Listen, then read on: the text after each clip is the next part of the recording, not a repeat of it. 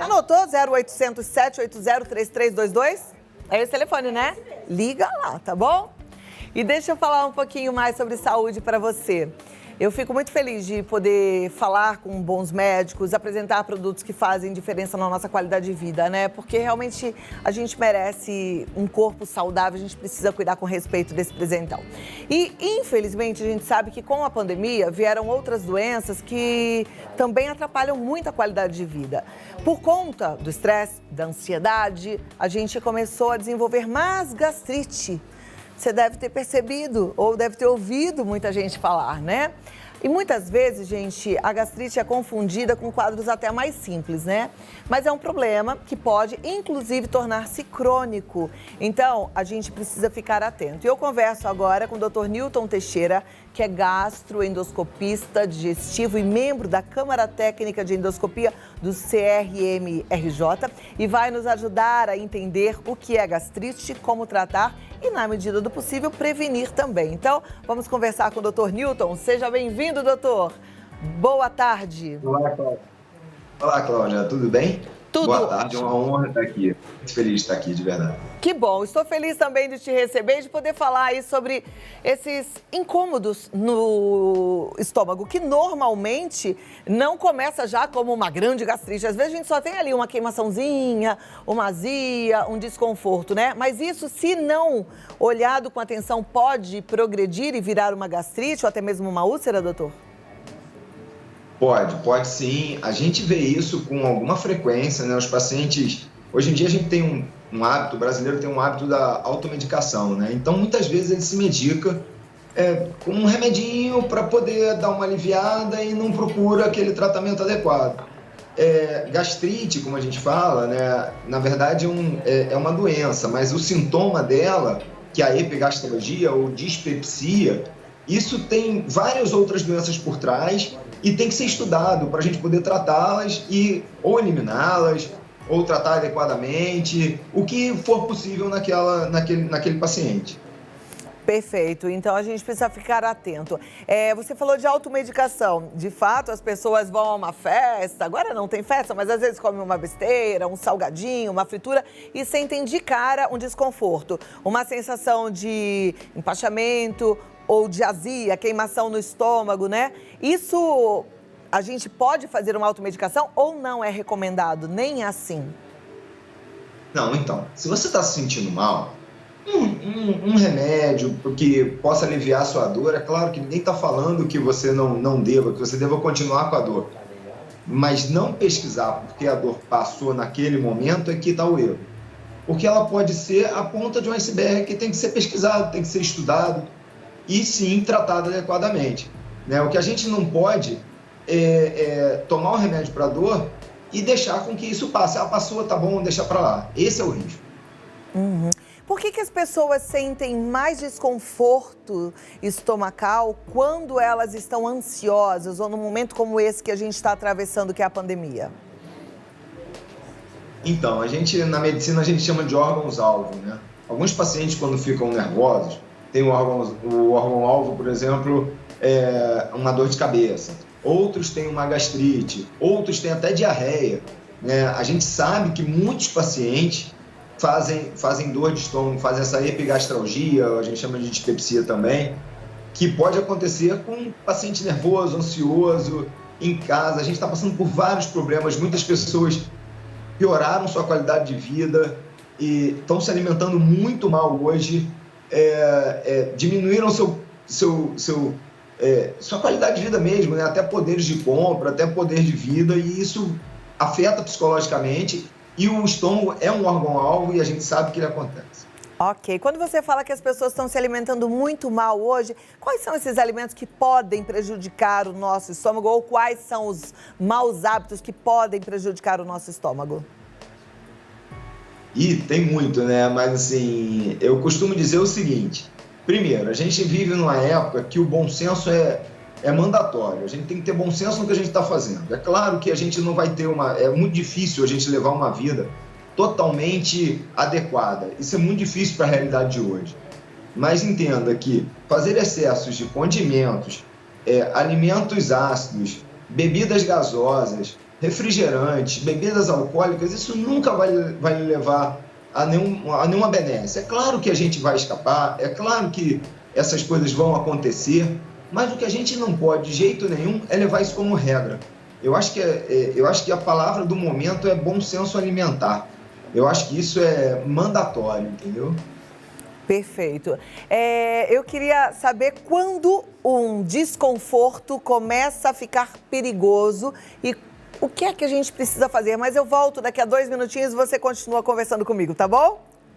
E ó, você que está aí sentindo dor de estômago, às vezes você tem uma má digestão, na hora de dormir perde o sono, porque realmente está se sentindo mal, ou tem o refluxo, que também tem prejudicado muita gente, fica com aquele catarrinho preso lá no fundo da garganta, que você fala, será que eu estou resfriado? Que de repente é por conta do refluxo? Manda sua pergunta no 11 9 50 45 18 40, que já já a gente conversa mais sobre o nosso estômago. Nosso aparelho digestivo precisa de uma atenção especial, tá certo? Agora, vamos lá, eu continuo com o Dr. Newton Teixeira. Dr. Newton, vamos, a gente foi tratando então aquela queimação, aquela azia, mas chega uma hora que a coisa está complicada. Qual é o sinal de que a gente precisa realmente procurar um médico para fazer um exame mais minucioso?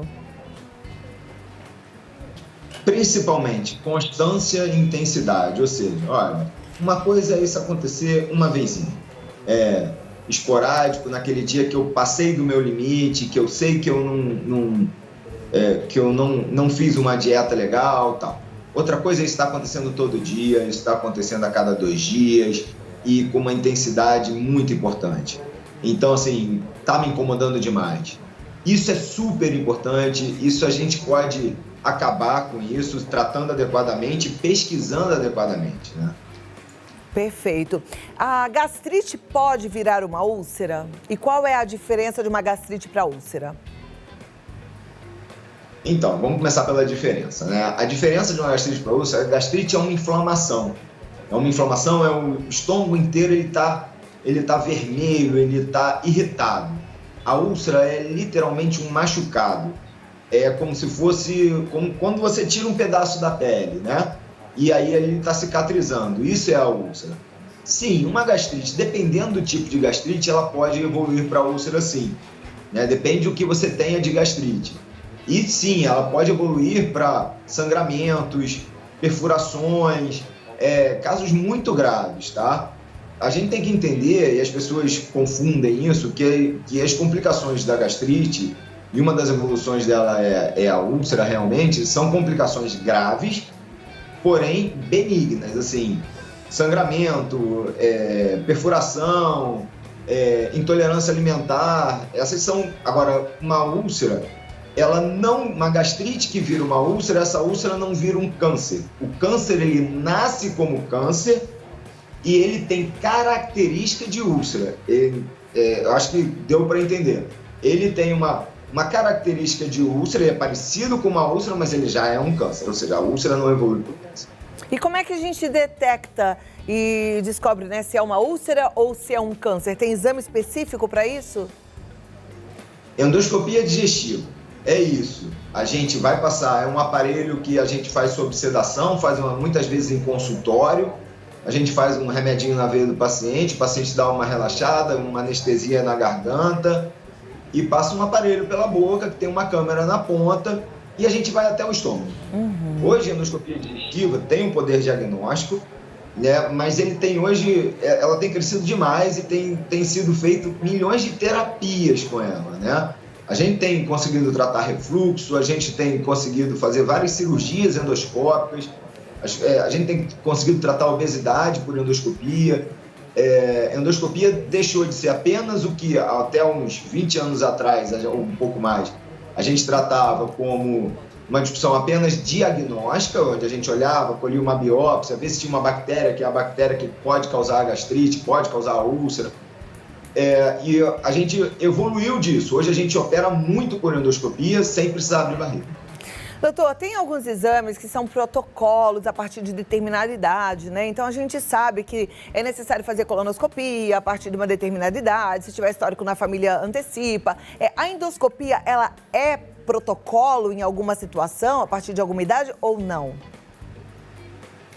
Bom, com história, se você tem uma história familiar de lesão gástrica, lesão no estômago, você puxa isso 10 anos antes do diagnóstico do seu familiar, por exemplo, olha, meu pai teve tumor de estômago aos 40 anos de idade, então aos 30 tem que começar a avaliar. O ideal é todo mundo ter uma endoscopia a partir dos 45 anos de idade e uma a cada 5 anos como um check-up. Esse é o ideal, mas no Brasil, por não ser uma alta incidência de tumor, você não tem esse protocolo muito bem definido. Sim, o protocolo que você tem muito bem definido é o de colonoscopia, como você falou muito bem. Esse tem a partir dos 50 anos, se tiver sinal de alarme antes, se tiver história familiar 45 anos de idade, e se descobriu alguém da família antes dos 55, você puxa 10 anos para trás. Tá joia. Agora, eu comentei, quando eu estava indo ali dar o meu recado, sobre o refluxo, né? E eu tenho visto que as pessoas estão muito incomodadas com o refluxo. Fica uma espécie de pigarrinho lá no fundo da garganta. Muita gente confunde com dor de garganta ou com restinho de resfriado. E, de repente, a gente está entendendo que isso pode ser um refluxo. Esse refluxo tem tratamento? Ele é perigoso? Ele precisa de atenção? Ou tá tudo bem? Não, o refluxo nunca está tudo bem. Refluxo, a gente tem hoje N características do refluxo, né? Desde azia é a principal característica, esse pigarro, como você falou, tosse constante, rouquidão. Refluxo crônico pode levar a câncer, a um câncer de esôfago, que é muito sério de ser tratado. O tratamento de refluxo é extremamente importante de ser feito para que se evite isso. Hoje, refluxo é uma das causas de absenteísmo, porque o paciente não consegue acorda muito mal, né? Porque o ato de dormir propicia refluxo. A obesidade hoje, que cada vez é mais frequente no país, a gente tem um país de 30% de obesos e 70% de pessoas com sobrepeso hoje. Aumenta demais o refluxo, a gente acha que em torno de 1/3 da população tenha refluxo. Então, refluxo é uma doença que a gente tem que tratar ou com remédio, ou com cirurgia, ou com tratamento endoscópico, que chegou no Brasil de uns 3 anos para cá muito fortemente. Perfeito, muito obrigada. Olha, foi bem elucidativa a nossa conversa, tenho certeza que despertou aí muita gente que estava com um incômodo, com um transtorno, fazendo automedicação, coisa que a gente ouviu do médico que não é para fazer. Então eu te agradeço muito, doutor Newton, foi um prazer conhecê-lo e conversar contigo, já te convido para voltar outras vezes. Nossa, o prazer foi meu, muito obrigado pelo convite e é só chamar que eu apareço. Muito obrigado, de verdade. Vou passar seus contatos aqui, olha, drnewtonteixeira.com.br ou siga no Instagram, Newton Teixeira Gastro. Até a próxima, uma ótima tarde, doutor. Tchau, tchau. Bom, né, gente? Não dá pra gente brincar com a nossa saúde, não. Vamos levar a sério, tá bom?